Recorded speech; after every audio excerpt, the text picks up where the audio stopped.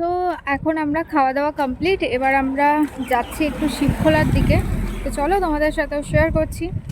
তো লাস্ট ভিডিওতে আমি তোমাদের সাথে পার্ট 1টা শেয়ার করেছিলাম, যেটাতে আমি স্মৃতিবন গিয়েছিলাম এবং ফেরার পথে আমি এই তিনধারিয়াতে এই রুফটপ ক্যাফেটাতে লাঞ্চ করেছিলাম।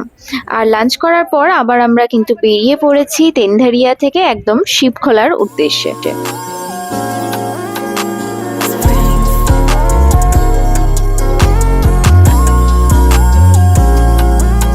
এই সামনে যে হোয়াইট কালারের বিল্ডিংটা দেখছো, এটা হলো তিনধারিয়া রেলওয়ে স্টেশন।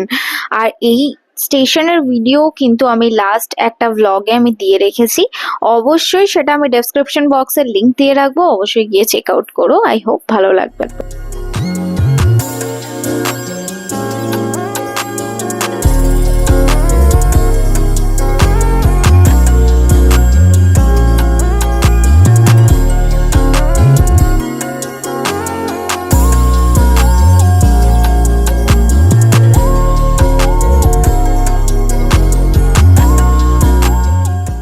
এই জায়গাটা হলো তিনধারিয়া থেকে যখন নিচের দিকে তোমরা নামবে, মানে রংটনের সাইডে নামবে, তখন এই জায়গাটা পড়ে। আর এটা বলতে পারো আগে অনেক লোকজন থাকতো, বাট রিসেন্ট তো দেখছি লোকজন কম এখানে।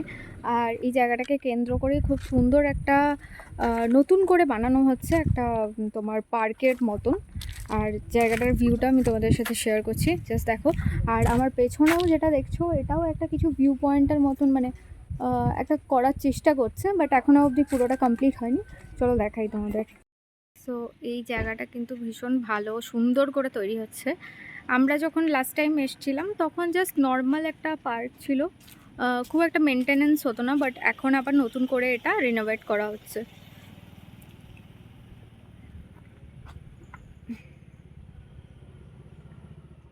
এই জায়গাটাকে কেন্দ্র করেই একটা কিছু ভিউ পয়েন্টের ব্যবস্থা করা হচ্ছে, বাট এটাও তৈরি হচ্ছে আন্ডার কনস্ট্রাকশনে রয়েছে এখন।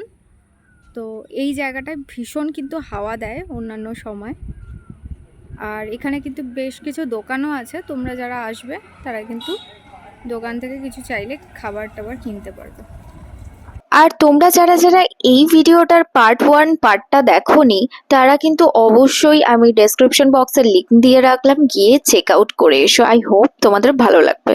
সো গাইজ, আমি রাস্তায় যেতে যেতে প্রথমবারের জন্য ল্যাভেন্ডার ফুল দেখলাম, জাস্ট অসাধারণ লাগলো। আর তোমরা এই যে সামনে রেলওয়ে স্টেশনটা দেখছো, এটা হলো রংটন রেলওয়ে স্টেশন। এখান থেকে কিন্তু দার্জিলিং হিমালয়ান যে রেলওয়ে গুলো, মানে টয় ট্রেন, সেগুলো কিন্তু এই রাস্তা ধরেই যায়।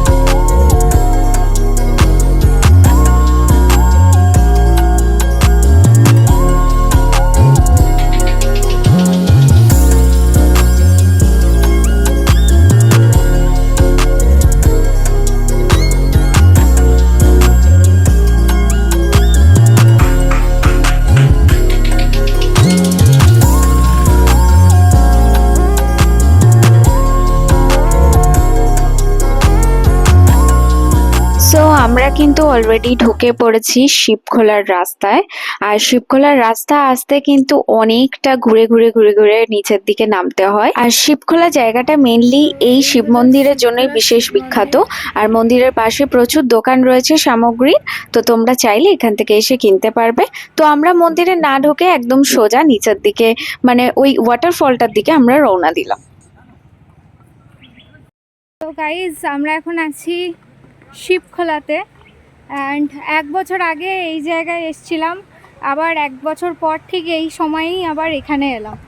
তো যাই হোক, 1 বছরের আগের ভিডিও শিবখোলার ডিটেল ভিডিও, সেটা যদি দেখতে হয় আমি অবশ্যই ডেসক্রিপশন বক্সে আমার আগের ভিডিওর লিঙ্কটা দিয়ে রাখবো। অ্যান্ড নয়তো আমার প্লেলিস্টে যাবে। অ্যান্ড ওখানে নর্থ বেঙ্গল সিরিজ বলে একটা প্লেলিস্ট করা রয়েছে, তো তোমরা গিয়ে ওখানে চাইলে চেক আউট করতে পারো। ওখানে শুধু শিবখোলা নয়, বিভিন্ন জায়গার নর্থ বেঙ্গলের বিভিন্ন অফবিট ডেস্টিনেশনেরও ভিডিও আমি আপলোড করা আছে, তো অবশ্যই গিয়ে চেক আউট করো। তো চলো এবার নিচে নামতে হবে শিবখোলার যে ওয়াটারফলটা দেখার জন্য।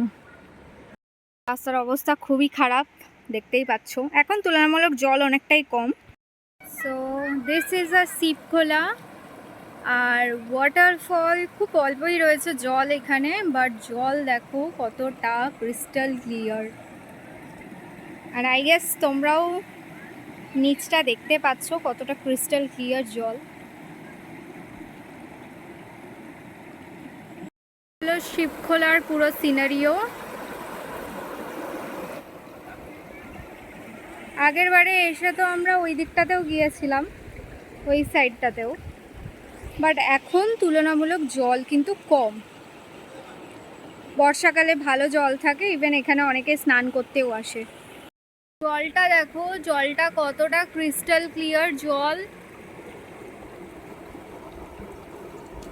শুধু শিবখোলা বলে নয়, যে কোনো ওয়াটারফলের জলই প্রচণ্ড পিওর হয় আর প্রচণ্ড চিল্ড হয়ে থাকে, যে কারণে তুমি একবার হাত বা পা ডোবানোর সাথে সাথে তোমার বডি কিন্তু একদম চিল্ড হয়ে যায় আর এনার্জেটিক হয়ে যায়। আমি তো আগেরবারে যখন শিবখোলা এসেছিলাম তখন আমি জলে নেমেও ছিলাম বেশ খানিকটা, বাট এবারে তুলনামূলক জল কম থাকার কারণে তাই আর নামতে খুব একটা সাহস পেলাম। গাইজ, আমার বর এখন হাত ধুতে বসেছে, অন্য কিছু বলিনি কিন্তু হাত ধুতে বলেছে।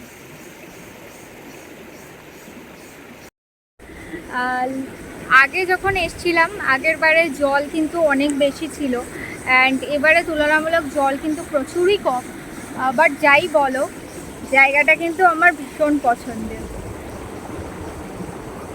এইটা রংটন থেকে যে সাইডওয়ালা রাস্তাটা আছে যেটা ওপর দিকে ওঠে, ওখান থেকে কিছুটা রাস্তা এগিয়ে যাওয়ার পর আরও নিচের দিকে নামতে হয় ডাউনে।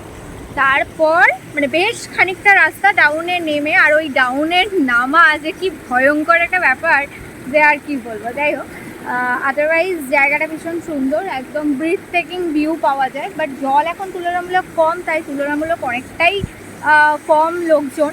বাট জল যখন বেশ মানে বেশি থাকে তখন কিন্তু বেশ ভালোই মজা লাগে। তো ও ওইদিকে টম বানাচ্ছে আর আমি এদিকে জলের ভাইবসটা এনজয় করছি। আরেকজনের আসার কথা আছে, বাট যদি আসতে পারে তাহলে তো ভালোই হয়।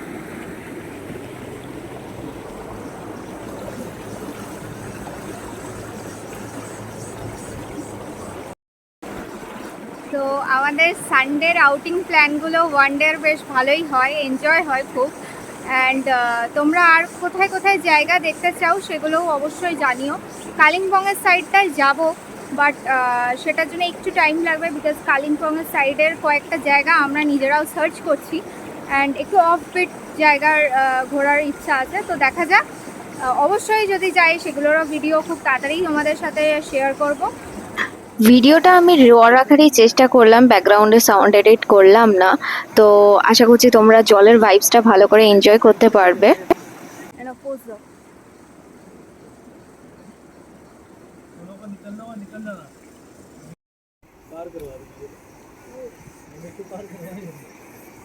এদের মজা দেখুন, এরা কি সব করছে। তো যাই হোক, আমরা অনেকটা টাইম এখানে কাটানোর পর আমরা আবার কিন্তু বাড়ির উদ্দেশ্যে আমরা রওনা দিয়েছিলাম। গাইজ, আজকের ব্লগ এখানেই দিয়ে এন্ড, অ্যান্ড দেখা হচ্ছে নেক্সট ব্লগে। আর আমি সমস্ত ব্লগের লিঙ্ক ডেসক্রিপশন বক্সে দিয়ে রাখবো, ডিটেল ব্লগগুলোর। আর অবশ্যই যারা চ্যানেলে নতুন দেখছো তারা অবশ্যই লাইক, কমেন্ট অ্যান্ড সাবস্ক্রাইব করতে ভুলো না। টাটা।